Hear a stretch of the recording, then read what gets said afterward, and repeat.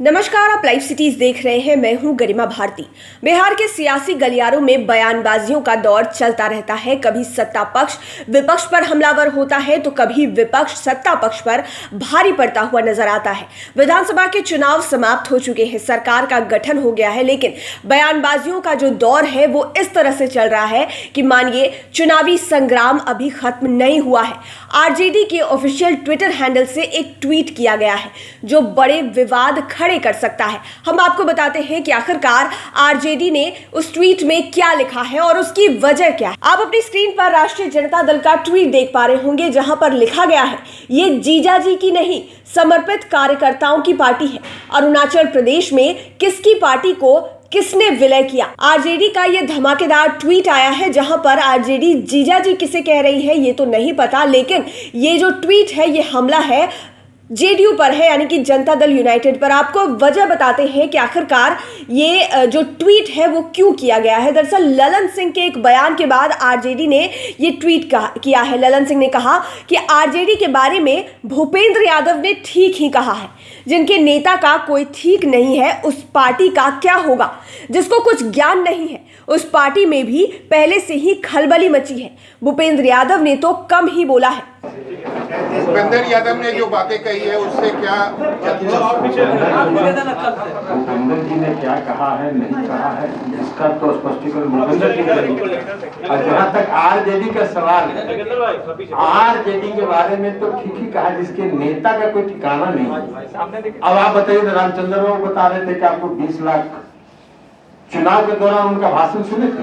उन्होंने कहा था पहला कैबिनेट में 10 लाख लोगों को नौकरी देते। कौन सी संविधान में अधिकार है जो सरकार किसी को नौकरी दे सकती है? वही नौकरी की एक प्रक्रिया होती है। हाँ, सरकार सृजन का और नौकरी देने की प्रक्रिया को हरी झंडी दे सकती है। सरकार ने पहली कैबिनेट में 20 लाख लोगों के रोजगार सृजन का हरी झंडी दे दिया। अब वो तो जिसको ज्ञान ही नहीं है कुछ, तो उसकी पार्टी में क्या, उसकी पार्टी में तो ऐसी ही खलबली है। तो भूपेंद्र जी कमे बोल रहे हैं। भूपेंद्र जी तो जिस दिन तय कर लेंगे उस दिन उनका पटिया जो है मर्ज कर जाएगा बीजेपी। आपको बता दें कि जेडीयू के प्रेस कॉन्फ्रेंस में सांसद ललन सिंह ने आरजेडी के टूट वाले बयान पर कहा कि भूपेंद्र यादव चाहे तो आरजेडी बीजेपी में विलय हो जाएगी। बिहार विधानसभा चुनाव के बाद से लगातार महागठबंधन और एनडीए के नेताओं के बीच बयानबाजियों का दौर चल रहा है। भूपेंद्र यादव ने एक बयान में कहा था कि खरमास के बाद आरजेडी को टूटने से तेजस्वी यादव बचा ले। उनके इस बयान का जेडीयू संसदीय दल के नेता ललन सिंह ने समर्थन करते हुए कहा कि भूपेंद्र यादव ने तो कम ही कहा है, यदि वह चाह ले तो आरजेडी पूरी तरह से बीजेपी में विलय हो जाएगी।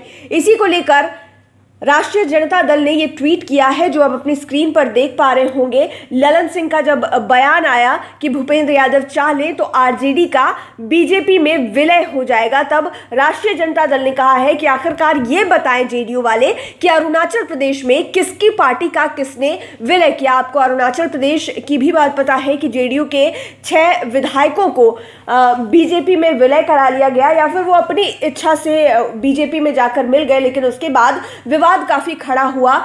विपक्ष की तरफ से काफी हमले हुए कि आखिरकार जब एनडीए गठबंधन में बीजेपी और जेडीयू एक साथ हैं तो बीजेपी ने किस तरह से जेडीयू की पीठ पे छुरा घोंपा। जेडीयू के नेताओं की भी प्रतिक्रिया इसमें आई, खासे नाराज भी नजर आ रहे थे।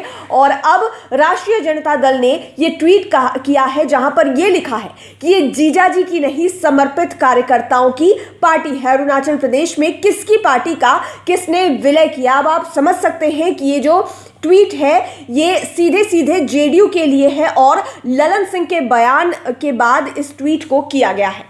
तो सियासी गलियारों में हलचल मच सकती है क्योंकि राजद की तरफ से छोटा लेकिन काफी धमाकेदार बयान आया है, जहां पर ये पूछा गया है ललन सिंह से कि ये जीजाजी की पार्टी नहीं है, समर्पित कार्यकर्ताओं की पार्टी है। आखिरकार आप बताएं कि अरुणाचल प्रदेश में किसकी पार्टी का किसने विलय किया है। देखने वाली बात ये होगी कि राजद के इस बड़े बयान के बाद जेडीयू की तरफ से क्या कुछ बयान आता है। लाइव सिटीज के साथ आप बने रहें, हमारे चैनल को सब्सक्राइब करें।